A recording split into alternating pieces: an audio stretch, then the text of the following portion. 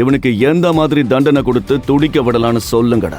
தமிழ் இவன் தொட்டான்ல, அந்த கையை வெட்டி இங்க உள்ள மிருகங்களுக்கு இறையா போட்டுடலாம். அது ரொம்ப சின்ன தண்டனையா இருக்கும் மாஸ்டர். இவன் ட்ரெஸ் எல்லாத்தையும் உருவி கொடூரமான பெருச்சாலைங்க இருக்கிற கூண்டுக்குள்ள அடைக்கணும். அதுங்க இவனை கட்டிச்சு தின்னும் போது புத்தி வரும். இவனை ஏன் மரத்துல தலைகீழா கட்டி தொங்க விட்டு இவன் கண்ணுல காய்ச்சின கம்பியை விடக்கூடாது? எல்லோரும் கொடூரமான தண்டனைகளை யோசனையாக சொல்லிக் கொண்டிருக்க ஒரு அடியாள் பேசியதை கேட்டு ஒட்டுமொத்த கூட்டமும் அமைதியானது.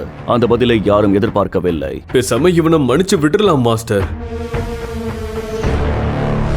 ஏய் நாய, என்ன சொல்றேன்னு தெரிஞ்சுதான் சொல்றியா? கோவப்படாதீங்க மாஸ்டர்.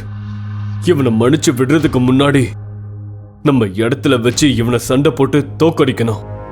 அடடா, ரொம்ப அருமையான யோசனையை சொல்லிருக்க. டேய் சப்பானே, சொல்றத கவனமா கேளு.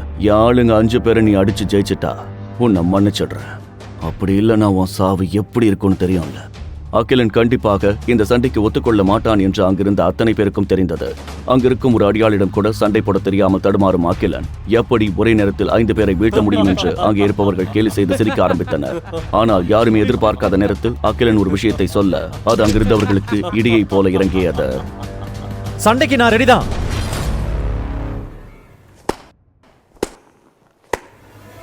அப்போ சரி, நாளைக்கு என்னோட மைதானத்துல என் ஆளுங்க கூட உனக்கு போட்டி நடக்கும். முடிஞ்சா ஜெயிச்சு உன் உயிரை காப்பாத்திக்க. முழு வீடியோவை பாக்கெட் FM தமிழ் யூடியூப் சேனலில் கண்டு மகிழுங்கள்.